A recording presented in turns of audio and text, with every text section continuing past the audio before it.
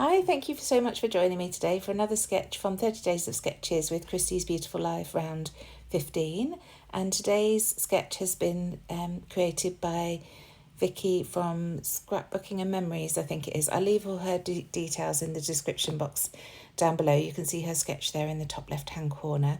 And I've grabbed my Discover and Create from Vikki Boutin to document these two photos. It's of Amelia at our crop, the Warrington Crop for Paper Crafters. She'd come along to help me with the shop because we've got a weekend event in July and I thought she would be a good shop girl, so she was just having a dry run, if you like, and she really enjoyed it and it was a great success, so she will be helping in July, so I was thrilled.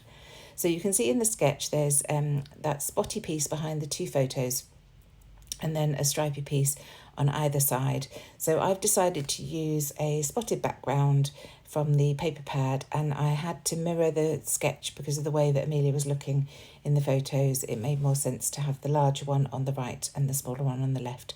So I've kept with the sizes that we've been given.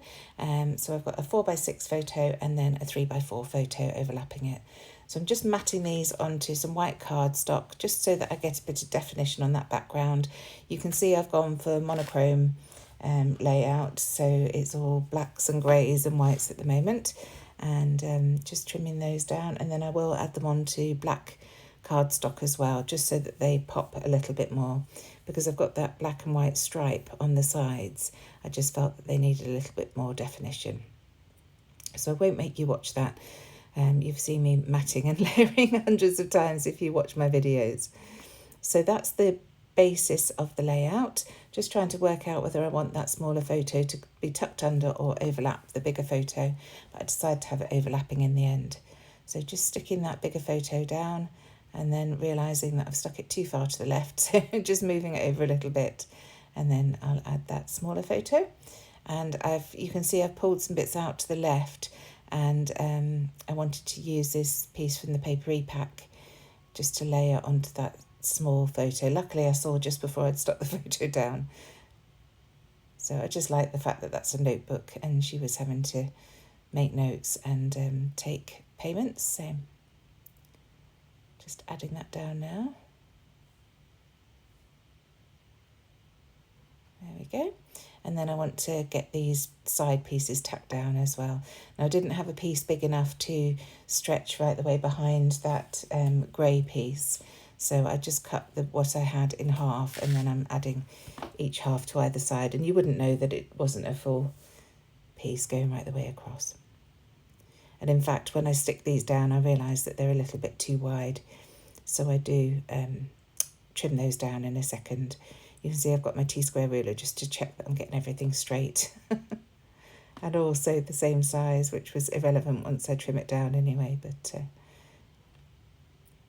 you can see there it's too far to each edge. I wasn't happy with that. I wanted it to come in a little bit into the middle. So I'm just going to trim these down. I think they're about 1 inch now in width.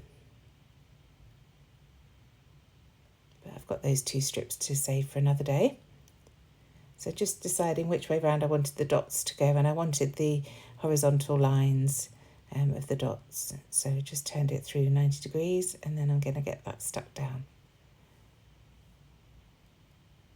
And I've got so much of this Discover and Create. I hadn't realised, I thought I'd used it lots, but I think I've been focusing so much on my Using Your Scraps series. My other collections have really been neglected, so I'm going to start using them again, and it was a thrill to get this out and see just how much there is still. So just roughing up the edges of that square, that central square, with my fingernails, struggling a little bit because I broke my left thumbnail, and so that's one that I normally use a lot, but it'll grow quick enough. So I decided my title was going to be from the 6x12 sticker sheet, and it just says hello there, and I thought that worked really nicely. And then on the puffy stickers, I found a little one that says, look at you. So I'm adding that to the bottom. Right, now going through the chipboard frames, and I find a little slide frame that I want to use, and I'm going to cut that in half. Well, I'll tear off the backing so it's not quite so thick, and then cut it in half and use half at the top and half at the bottom.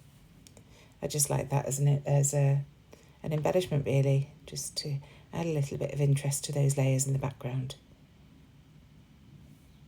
it also bridges the gap a little bit between the two sizes of photos. So just deciding where I want that to go.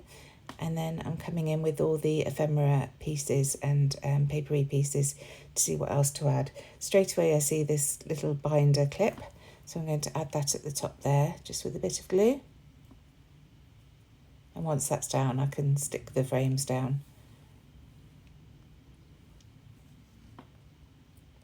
And then once these frames are down, I can keep looking through to see what else I can add.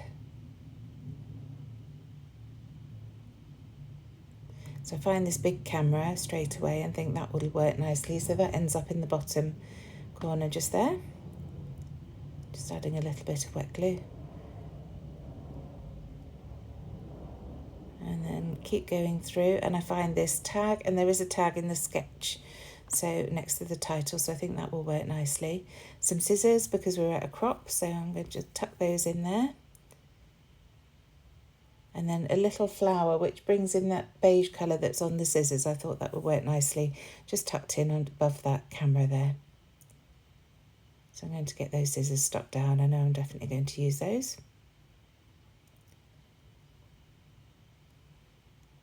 And then I found a pen, which of course, if you've got a notebook, you need a pen as well. Think about putting it on the right, but it goes on the left there next to the notebook.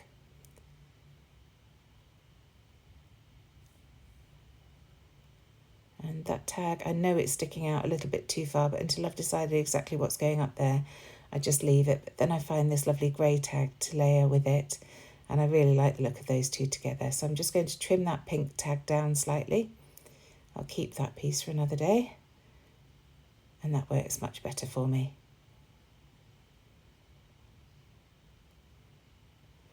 So now I want to bring that pink over to the right hand side of the page, and I spot this ruler, which again, because we're at a crop, works nicely. So I just cut it in half to keep the other half for another day. And you've seen I just tore the bottom off because it was a little bit too long. I didn't want it to go above the top of the photo there. So just gluing that in place. And then I find this phrase, and it says a walk in the park. And I was a bit nervous about her coping, but she was fine. I think I'm sometimes an overprotective mum. So there we go, that works nicely down there. And then just gluing these tags down because I know that they're going to stay up there. So I've got some twine, some wax twine in a tealy blue. So I'm just going to add that through the top tag and then thread it through the second one and then staple it into place just to let it cascade down that left-hand side of the page. Just adds a bit of interest there. So using my tiny attacher from Tim Holtz, I just add a couple of staples, one there and then one a bit further down.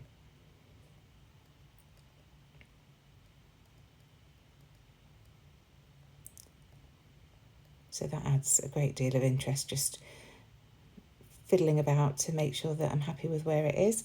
Then I add my journaling, because I've got those lines of dots, I just write in between the lines of dots and that works really nicely. And then I'm going to add my date on that top grey tag, just using my roller date stamp. So that was the 8th of June 2024.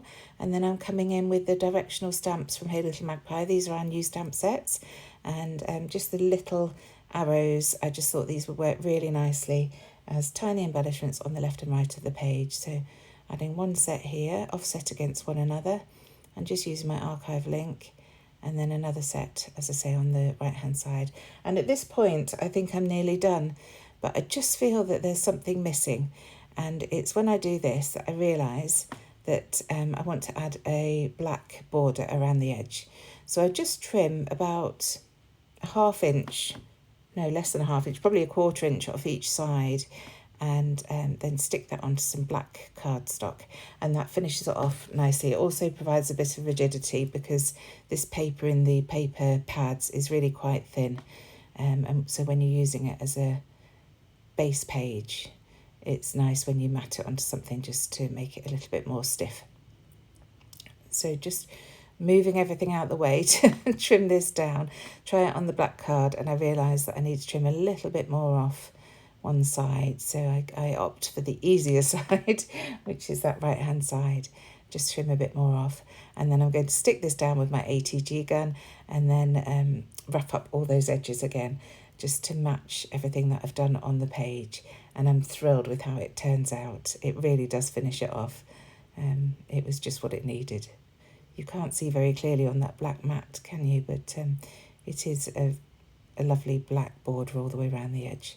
So here I am, just going in with my fingernails and trying to get some little tears to really rough it up.